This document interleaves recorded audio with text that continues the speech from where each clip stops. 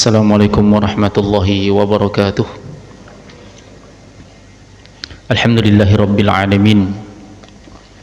Assalatu wassalamu ala nabiyyina Muhammadin wa ala alihi wa ashabihi wa man tabi'ahum bi ihsanin ila yaumiddin. Amma ba'd.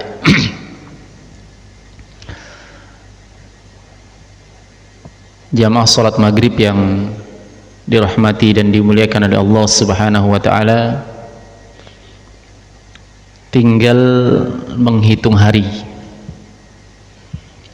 Di hadapan kita ada syahrul Ramadan. Nabi sallallahu alaihi wasallam menyebutkan, atakum Ramadan syahrun mubarak.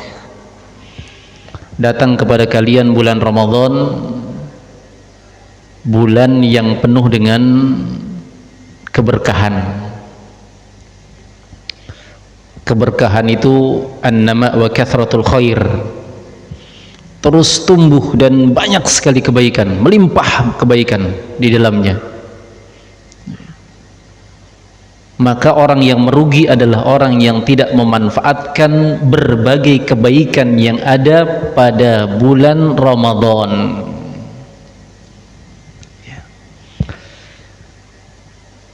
Semua gembira, Pak, dengan datangnya Ramadan. Semua gembira, ya. Semua berharap, ya. Para salaf mereka berdoa 6 bulan sebelum datangnya bulan Ramadan, saking pengennya itu sudah berdoa agar Allah menyampaikan mereka di bulan Ramadan. Saking pengennya mereka hidup di bulan Ramadan. Semua kita senang, dan semua dari kita pengen memaksimalkan amalan di bulan Ramadan. Hanya saja ternyata tidak semudah itu. Tidak usahlah kita menjadikan pelajaran orang lain. Kalau orang lain jelas, Pak, terlalu banyak orang yang gagal di bulan Ramadan yang lalu. Ada yang puasanya bolong-bolong, ada yang sholat tarawihnya malas-malasan di awal saja, ada yang sama sekali gak puasa. Banyak sekali orang yang gagal di bulan Ramadan. Gak usah orang lain digambarkan, gak usah orang lain dijadikan contoh. Kita,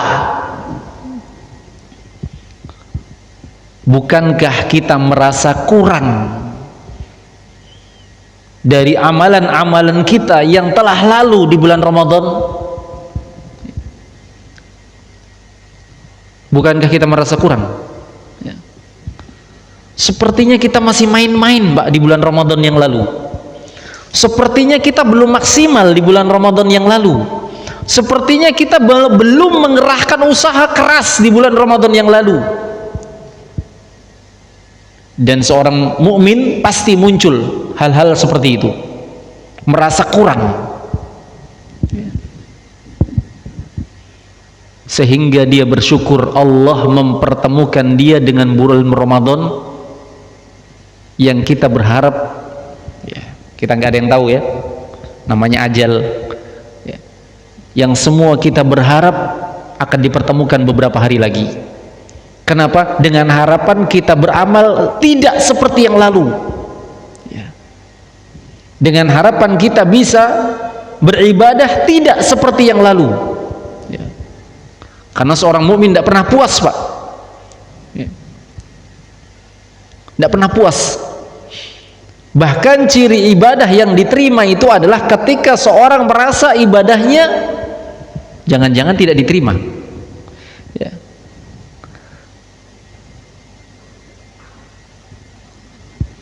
Nggak ada yang tahu, ya. Maka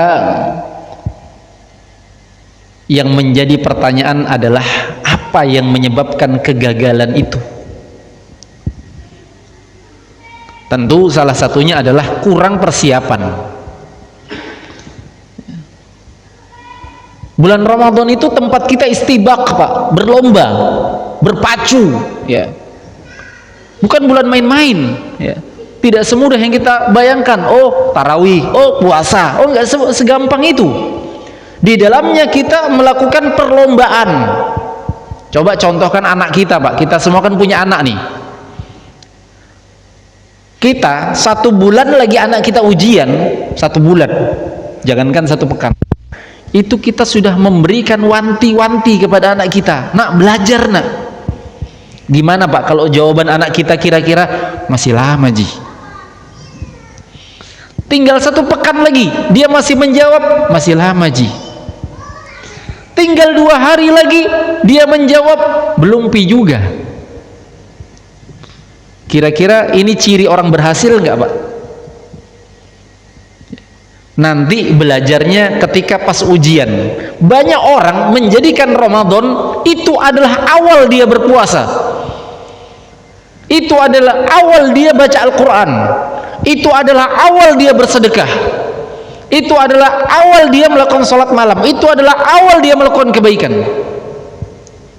Dikira gampang bulan Ramadan. Nabi saja Pak, Nabi itu persiapannya luar biasa. Di bulan Ramadan kita puasa, kemudian Nabi apa? Di bulan Sya'ban apa yang dilakukan Nabi? Puasa. Kata Aisyah radhiyallahu ta'ala anha, wa kana an-nabiy sallallahu alaihi wasallam, ya, atau kata Aisyah radhiyallahu ta'ala anha, wa ma ra'aituhu aktsara siyaman minhu fi Sya'ban. Aku tidak pernah melihat yang lebih banyak puasanya di bulan Sya'ban daripada beliau sallallahu alaihi wasallam. Wa kana yasumu kullah, sampai beliau berpuasa di tiap harinya. Ya. Ini bahasa Pak ya, bahasa menunjukkan seringnya Nabi, karena di sana ada hadis-hadis tentang larangan berpuasa 1 bulan full kecuali di bulan Ramadan. Ada juga hadis melarang berpuasa 1 hari dan 2 hari sebelum Ramadan. Kalimat Nabi berpuasa di seluruhnya menunjukkan banyaknya, dan ini dalam bahasa Indonesia juga ada ya. Dalam bahasa Indonesia juga ada ya. Saya berikan contoh misalnya ya. Saya berikan contoh misalnya, kalau ditanya ya, bagaimana laki-laki di kompleks ini sholat, banyakkah yang sholat ke masjid? Sholat ke masjid semua Ustaz. Padahal ada yang tidak ya. Ada yang tidak ya. Ke masjid semua saking banyaknya itu ya. Padahal tidak harus semua ya. Dan banyak contoh-contoh yang lain ya. Ada persiapan ya. Ada persiapan. Itu ciri orang yang mau berhasil. Kemudian diantara bentuk agar seorang berhasil dan bisa memaksimalkan ibadahnya di bulan Ramadan, dari pelajaran yang telah lalu-lalu, kita masih bisa dapat Ramadan sekarang, itu hal yang patut kita syukuri. Dan jangan sampai lagi Ramadan kali ini seperti yang lalu, kan begitu. Yang harus ditancapkan pada diri kita, jangan sampai Ramadan berikutnya kita nggak dapat. Gimana kalau kita nggak dapat? Kalau metode ibadah kita, amalan kita masih seperti yang lalu ya. Karena kita menganggap gampang sekali beramal di bulan Ramadan, padahal luar biasa ya. Dan ini terbukti Pak ya. Ada orang yang berangan-angan begini, nanti saya pengen deh kalau Ramadan saya pengen sholat malam di pesantren yang 1 juz ya. Bacanya 1 malam. Mungkin bayangan dia 1 juz itu sedikit ya. Ternyata pas dipraktekkan baru baca 1 lembar imamnya kapok dia ya. Besoknya nggak mau lagi ya. Karena menganggap gampang ya. Kita dikagetkan dengan puasa langsung di bulan Ramadan, nggak pernah sebelumnya puasa, susah ya.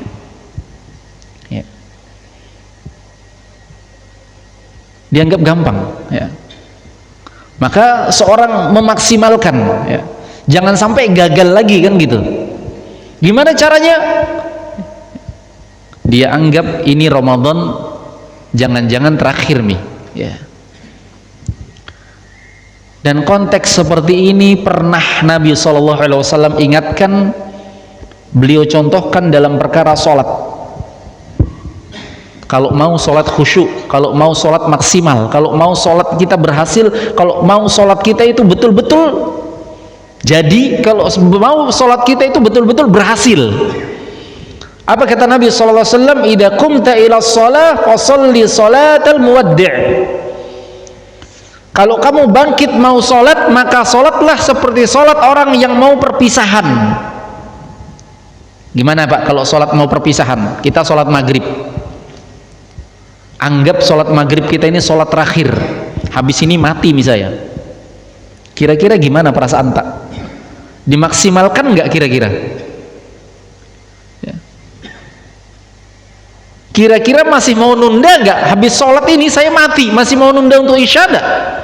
Ya.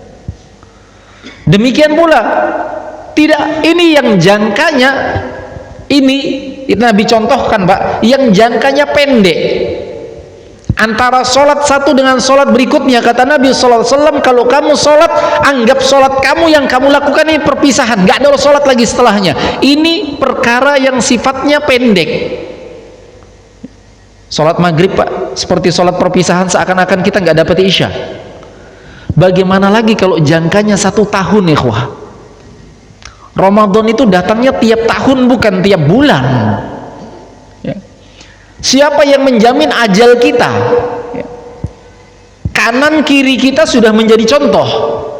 Tetangga, rekan kantor, keluarga, kerabat, semua sudah jadi contoh. Ada dari kerabat yang meninggal si fulan, ada teman kantor yang meninggal si fulan, ada, ya, luar biasa.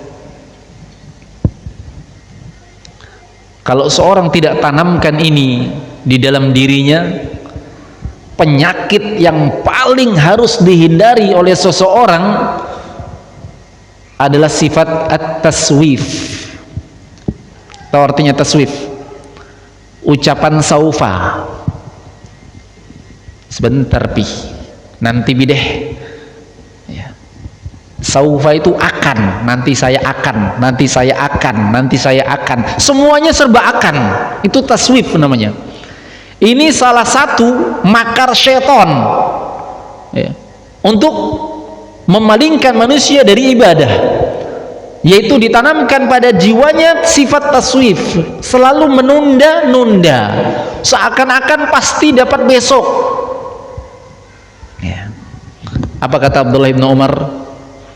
Idza asbahta fala tantadirul masa wa idza amsayta fala tantadirus sabah. Kalau kamu berada di pagi hari, janganlah tunggu sore. Kita nggak tahu nasib kita di sore hari. Mending kalau sakit, kalau meninggal, ya, atau dihalangi dengan perkara lain, atau Allah cabut hidayah, ya, wal'iyadzubillah, ya. Wa idza amsayta fala tantadirus sabah. Kalau sore jangan tunggu pagi. Subhanallah, luar biasa Pak ya. Kata Abdullah bin Umar, pagi jangan tunggu sore. Ini penerapannya sudah bentuknya harus Pak. Kalau pagi jangan tunggu sore. Hal yang singkat bagi kita, tapi tidak ada kepastian.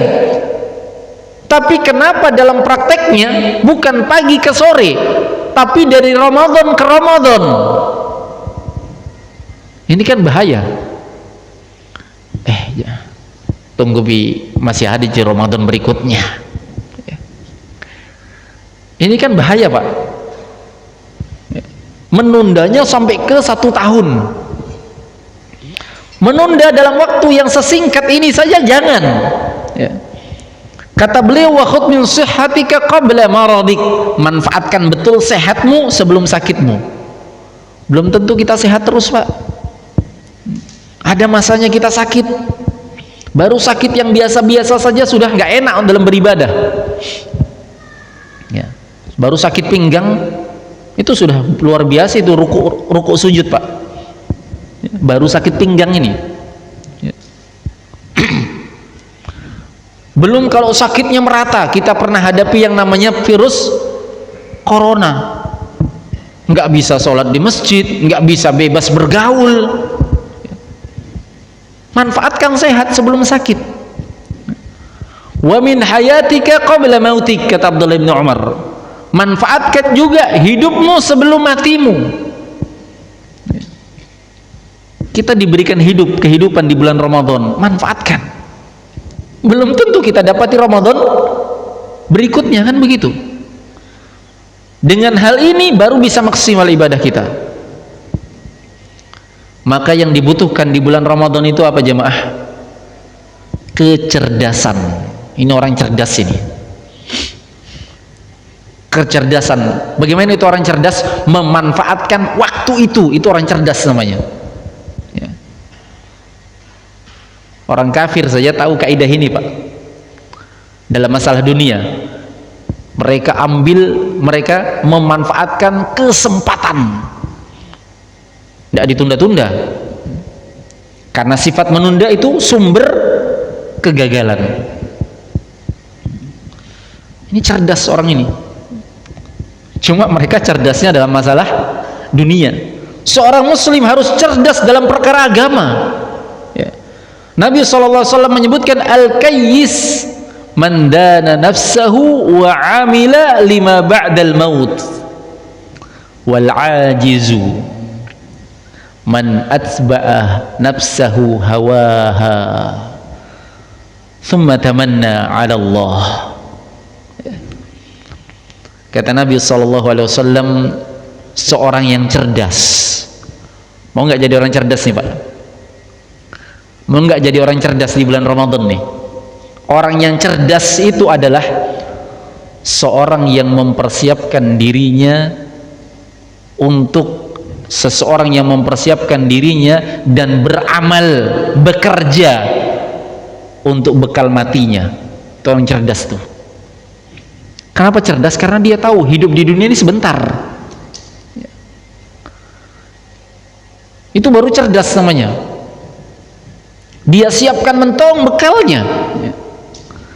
Lawannya wal ajiz, orang yang lemah itu adalah orang yang dirinya mengikuti hawa nafsunya, kemudian dia berangan-angan terhadap Allah. Apa maksudnya?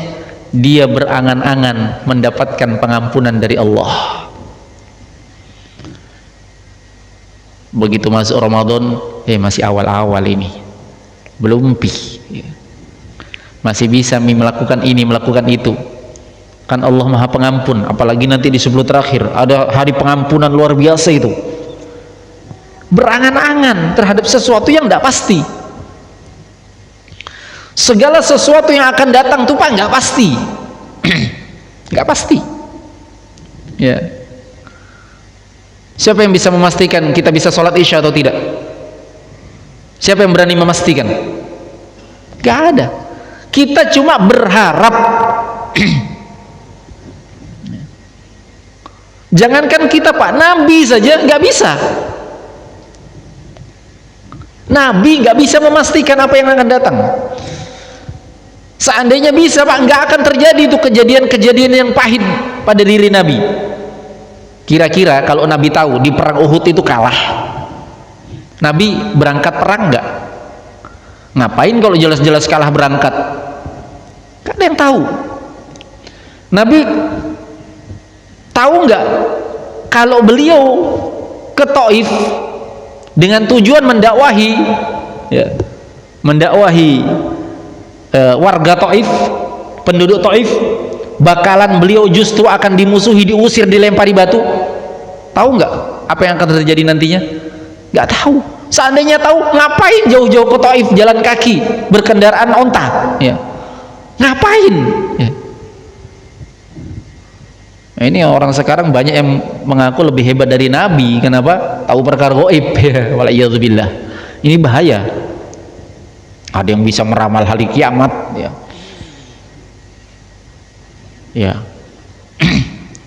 pernah rame,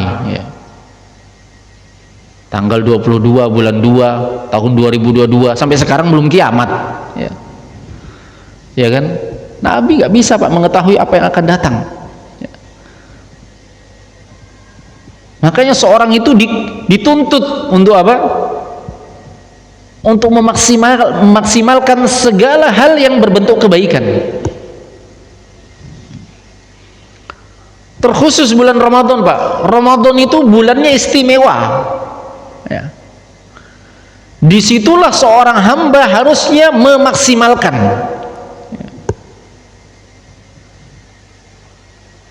Belum tentu dia dapat Ramadan berikutnya.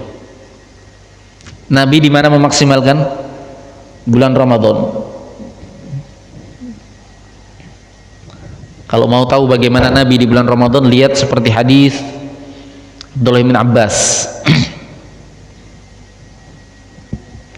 Kana an-nabiy sallallahu alaihi wasallam ajwadun nasi bil khair wa kana ajwadu ma yakunu fi Ramadan.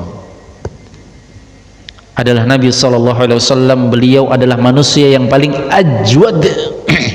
Tahu artinya ajwad, Pak? Ajwad itu kalau diterjemah dermawan.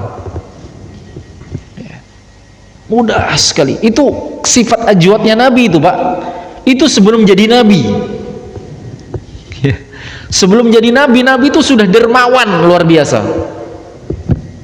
Sampai ketika Nabi mendapatkan wahyu pertama, ya, dari Gua Hira itu, kemudian beliau menggigil ketakutan, gelisah, ya.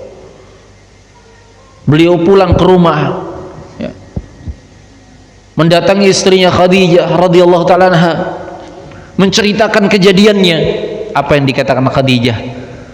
Khadijah mengatakan, jangan khawatir, la yuhziyakallahu abadan, Allah tidak akan mungkin menelantarkan engkau selama-lamanya. Kenapa?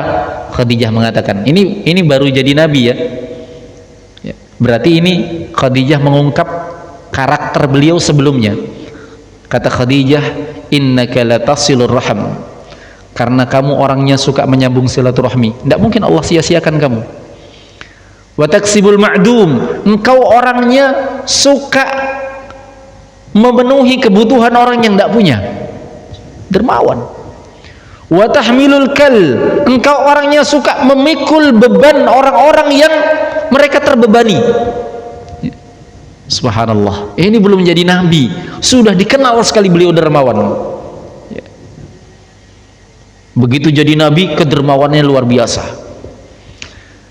Kedermawanannya beliau mencakup bil khair, pada seluruh kebaikan. Kalimat kedermawan itu, Pak, itu asal penggunaannya untuk harta. Suka memberi dalam bentuk makanan atau dalam bentuk uang, ya, atau dalam bentuk pakaian atau apa saja. Dan ini sifat orang beriman, Pak, ya. Dan ini di bulan Ramadan luar biasa, ya, menjadi amalan yang luar biasa, sedekah, ya. Tapi ajwadnya Nabi, kedermawanannya Nabi lebih luas dari itu, Pak. Bil khair, pada kebaikan. Apa maksudnya dermawan dalam kebaikan? Mudah di dalam mengeluarkan usaha untuk melakukan kebaikan. Salatnya beliau, bukan hanya sedekahnya beliau, salatnya beliau, doanya beliau, zikirnya beliau, istighfarnya beliau, tasbihnya, tahmidnya beliau, ibadah beliau, ruku sujudnya beliau. Ini beliau ajwad, luar biasa dalam mengerahkan. Tetapi hebatnya, kata Abdullah bin Abbas, wa kana ajwadu ma yakunu fi Ramadan. Kehebatan kedermawanan beliau dalam ibadah ini itu nampak di bulan Ramadan, lebih hebat. Jadi bukan hal yang biasa-biasa, Pak, di bulan Ramadan itu. Karena di bulan Ramadan itu, man hurrima khairuha faqad hurrim, siapa yang diharamkan dari kebaikannya, dia diharamkan dari kebaikan secara menyeluruh. Kalau orang sudah celaka di bulan Ramadan, gimana bulan yang lainnya? Ya, ya enggak? Coba secara logika, Kak, secara logika, Pak, ya. Bulan Ramadan, kata Nabi, futihat abwabul jannah, dibukakan pintu sorga, dibuka pintu-pintu kebaikan, ya. Jangan salah faham dan jangan salah makna Pak ya. Ada orang salah makna. Mereka mengatakan ketika Nabi menyebutkan bulan Ramadan dibuka pintu sorga, yaitu dibuka pintu kebaikan. Untuk mengingkari pintu sorga dibuka betulan, salah. Ketika Nabi mengatakan pintu sorga dibuka, maka yang pertama kita tanamkan adalah keyakinan bahwasanya pintu sorga betul-betul dibuka. Ya. Dan dari keharusan makna itu, pintu kebaikan Allah bukakan. Itu dari keharusan makna. Ya. Ketika Nabi menyebut pintu sorga dibuka, ya, betul-betul pintu sorga dibuka. Dan keharusan maknanya juga adalah pintu kebaikan diperbanyak. Ya. Logikanya, kalau di bulan yang pintu kebaikan dibuka dengan selebar-lebarnya, masih ada orang yang tidak bisa mendapatkan kebaikan di bulan itu, rugi enggak? Maka di bulan mana lagi dia mau dapatkan? Itu logikanya.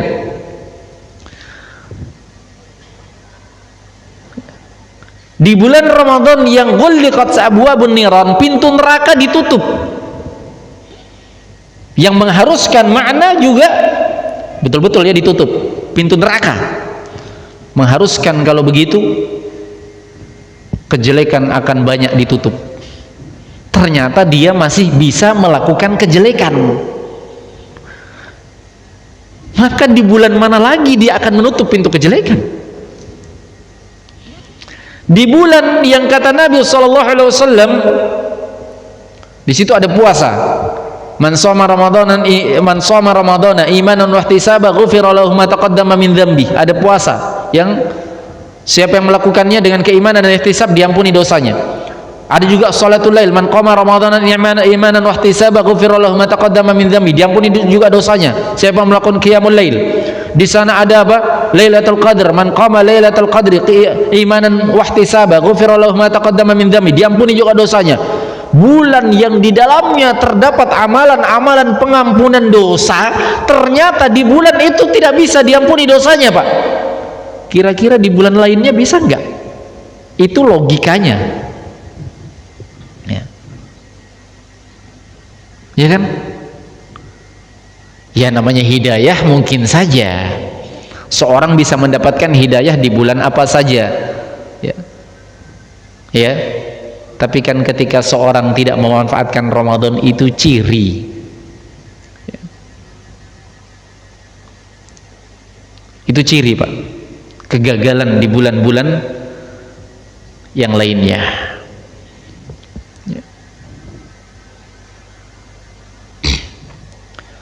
Jamaah sekalian yang dirahmati dan dimuliakan oleh Allah Subhanahu wa taala, maka sikap seorang mukmin ketika dia masuk bulan Ramadan itu dari awalnya dimaksimalkan.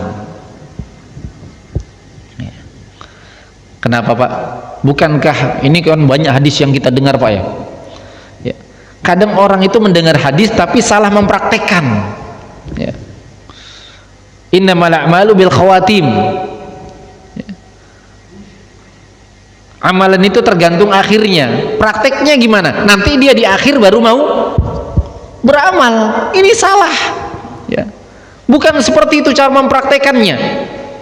Cara mempraktekannya adalah kita mempersegera beramal. Kenapa? Jangan sampai amalan kita yang sekarang itu menjadi akhir.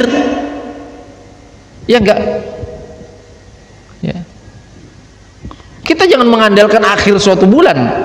Ya benar, akhirnya yang paling, tapi apakah kita pasti dapati akhirnya? Di sisi lain, Pak, anggaplah kita akan mendapati akhirnya. Apakah kita sudah menjadi orang yang mungkin berhasil di akhirnya? Dalam perlombaan dunia saja, coba, Pak, ya. Perlombaan dunia, ya, apa kita contohkan? Lomba lari, Pak. 3, 2, 1, langsung ngegas nggak, Pak? Langsung nggak? langsung kan, langsung tancap gas ya. Betul enggak kaidah yang menjadi patokan adalah akhirnya? Betul enggak kaidahnya? Betul. Tapi dalam praktek apakah kita santai-santai dulu? Nanti mau habis waktunya baru saya lari. Kira-kira berhasil enggak? Pakai logika ya. Yang menjadi patokan memang finishnya. Sehebat apapun Anda berlari, kalau di finishnya Anda kalah, ya kalah. Tetapi ingat, tidak akan sampai kepada finish kalau dari awalnya Anda tidak berlari ya. Kan begitu ya. Ada orang yang tumbang duluan, balapan mau sepeda, 3, 2, 1, terus ada yang langsung jatuh. Ini yang langsung jatuh, ada kemungkinan enggak dia bisa menang? Ada, tapi sangat kecil, mungkin 5%. Sudah jatuh duluan ya. Yang memungkinkan akan menang siapa? Yang dari awal sudah berjuang, ya, tinggal tersisa 5 orang, tambah tinggal tersisa 3 orang, tinggal tersisa, kan begitu ya. Dalam perkara dunia kita bisa memahami hal-hal seperti ini, Pak. Tapi dalam perkara agama, orang masih banyak mengandalkan akhirnya. Nanti 10 terakhir saya. Seakan-akan hidupnya pasti sampai di situ. Apalagi umur-umur kita ini, Pak. Ya. Umur kita ini terbatas. Kata Nabi sallallahu alaihi wasallam, a'maru ummati baina 60 wa 70 wa aqalluhum may yajuzu dzalik. Umur umatku itu antara 60 sampai 70 saja, sangat sedikit yang melewati itu ya. Makanya ada istilah orang tua kita, kalau mereka umurnya sudah 80 ya 90, mereka bahasanya apa? Sudah dapat bonus. Ini memang antara 60-70, Pak. Kata Sufyan Ats-Tsauri rahimahullahu taala, beliau mengatakan ya, man balagha sinnahu ya 60 sanah ya, atau man balagha sinnahu sinna Rasulillah sallallahu alaihi wasallam, siapa yang umurnya sudah melewati umurnya Nabi sallallahu alaihi wasallam. Berapa umurnya Nabi? Hah? Berapa umurnya Nabi? 63 ya.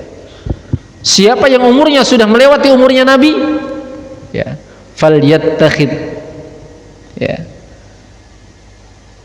kafanan ya, maka hendaklah dia sudah ambil kain kafan untuk siapkan dirinya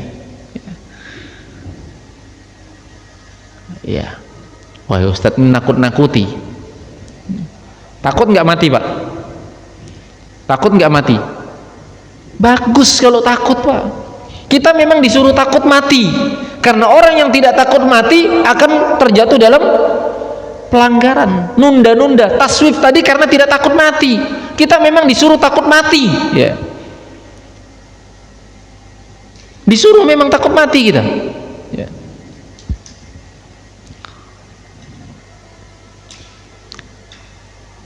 Dalam kondisi apapun harus takut mati.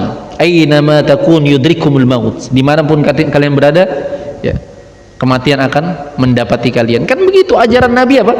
Ajaran Nabi apa? Ajaran Nabi SAW, kalau kamu sholat hendaklah sholat perpisahan. Artinya disuruh takut kita supaya khusyuk ya. Jadi pernah saya waktu bawa jamaah umroh, saya ingatkan agar banyak berdoa ya di pesawat ya, meminta kepada Allah ini berdoa. Ya, Ustaz ini suruh kita doa, jangan-jangan nakut-nakuti kita mati ini Ustaz. Ya bagus kalau merasa takut kan begitu. Setiap orang harus merasa dirinya apa? Takut, dengan tetap berharap. Takut dan harapan itu bergandengan terus jamaah. Ya.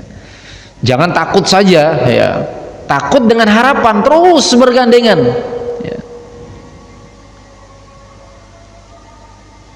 mengharapkan kebaikan dari Allah Subhanahu wa taala. Makanya dalam Al-Qur'an, dalam hadis Nabi sallallahu alaihi wasallam, kita banyak diingatkan dengan apa? Kematian, ya. Supaya kita bersiap-siap, ya. Sampai hebatnya pengingat yang namanya mati ini jamaah, saking hebatnya itu, ya, tadi sudah menunjukkan hebatnya, ya, ketika Nabi menyuruh kita sholat, itu kan sudah menunjukkan hebatnya kematian ini sebagai hal yang bisa memotivasi seorang dalam ibadah. Di antara hal yang menunjukkan hebatnya kematian ini juga sebagai peringatan dan nasihat bagi kita, Nabi SAW sampai menjadikan, ya, dalam agama kita itu sesuatu yang terlarang menjadi berubah hukumnya jadi boleh, demi untuk memunculkan rasa takut terhadap kematian. Ada satu ibadah, Pak, ada satu amalan, yang amalan ini tadinya dilarang di zaman awal-awal Islam, yaitu amalan menziarahi kubur. Itu nggak boleh dulu, Pak. Di awal-awal Islam, ziarah kubur itu haram hukumnya. Kenapa haram? Karena di masa jahiliyah, ziarah kubur, orang-orang yang mendatangi kuburan itu identik dengan kesyirikan. Minta ke situ, berdoa ke situ, bertawassul ke situ. Ketika identik dan orang-orang faham keislamannya masih minim, Nabi larang, jangan, nggak usah ziarahi kubur. Ketika Islam sudah menyebar dan faham kaum muslimin tentang tauhid itu sudah tertancap kuat, maka larangan ini berubah, Pak, menjadi boleh. Pembolehannya dengan dua sebab. Sebab pertama, karena bisa mengingatkan kematian. Ini sebab yang luar biasa ini, karena butuhnya kita ingat mati. Sebab kedua, agar kita bisa mendoakan orang yang meninggal tersebut. Nabi SAW bersabda, kuntu nahaitukum an ziyaratil kubur fazuruha fa innaha tudzakirukumul maut. Luar biasa kematian ini, Pak, mengingat kematian ini. Kata Nabi, dulu kata Nabi, awal-awal Islam, aku memang larang kalian dari berziarah kubur. Kalau dilarang berarti haram, tidak boleh. Sekarang ziarahilah, disuruh justru, Pak. Jadi amalan yang kita sekarang sering tinggalkan itu ziarah. Jangan kalah dengan masyarakat umum yang mereka kadang sebagian minim agama, tapi mereka tidak melupakan kuburan, ya. Kita kadang, ya, ke kuburan cuma ketika ada yang meninggal saja. Sekali-kali datang ke kuburan, tidak harus dengan waktu-waktu tertentu. Datang ke kuburan dengan tujuan apa? Mengingat kematian. Fazuruha, sekarang datangilah kuburan, kata Nabi, fa innaha tudzakirukumul maut, karena itu bisa mengingatkan kalian dengan kematian, ya. Makanya kalau ke kuburan, Pak, dua ini harus dijaga. Pertama, mengingat mati. Kenapa saya ingatkan ini? Karena banyak orang ke kuburan, Pak, santai-santai, bahkan ketawa-ketawa, ngobrol-ngobrol, gosip lagi. Jadi tempat ketemu ke kuburan itu. Ketemu teman yang lambat ketemu, assalamualaikum, waalaikumsalam. Lama tidak ketemu, di mana ngobrol-ngobrol, nanti ditunda itu. Ini banyak sekali ini kesalahan ini. Sambil ketawa-ketawa, sambil senyum-senyum, ya. Di kuburan itu kita ingat mati. Gimana sih orang kalau ingat mati, Pak? Ya. Bisa ketawa dia kalau ingat mati?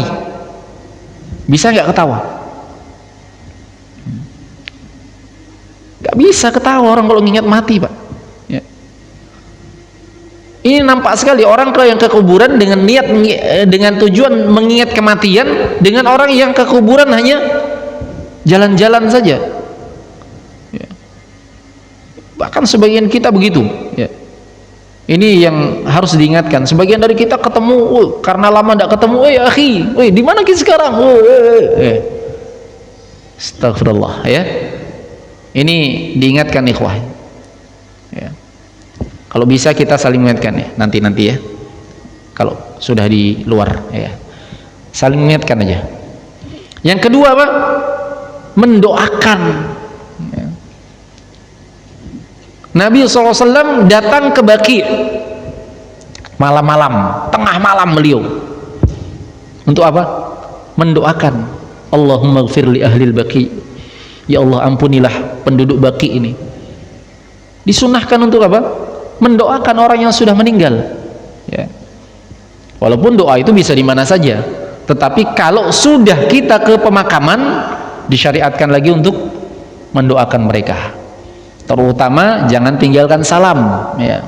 Assalamualaikum ya ahlad diyar minal muslimina wal mu'minin inna insyaallah bikum lahiqun dan seterusnya. Ya. Ingat ya, salam. Jadi ke kuburan itu salam ya. Dan mendoakan mereka ya. Dengan adab-adab ya. Kalau orang tidak tahu ini kan banyak salah kaprah ya, minta berkah ke kuburan ya. Termasuk kuburan Nabi, kita mengucapkan salam saja. Assalamualaikum ya Rasulullah warahmatullahi wabarakatuh, assalamualaikum ya Abu Bakar warahmatullahi wabarakatuh, dan seterusnya ya. Bukan dengan tujuan-tujuan lain. Baik, ini tambahan faidah ya tentang kematian, karena memang kaitannya seorang jika ingin memaksimalkan amalan ya, tidak boleh tidak, dia harus menancapkan pada dirinya bahwasanya amalan ini ya, adalah kesempatan yang belum tentu kita dapatkan di waktu yang lainnya. Baik, wallahu alam. Sudah masuk waktu? Ada pertanyaan? Cukup ya? Baik, barakallahu fikum. Subhanakallah bihamdik, asyhadu an la ilaha illa anta, astaghfiruka wa atubu ilaik. Walhamdulillahi rabbil alamin. Assalamualaikum warahmatullahi wabarakatuh.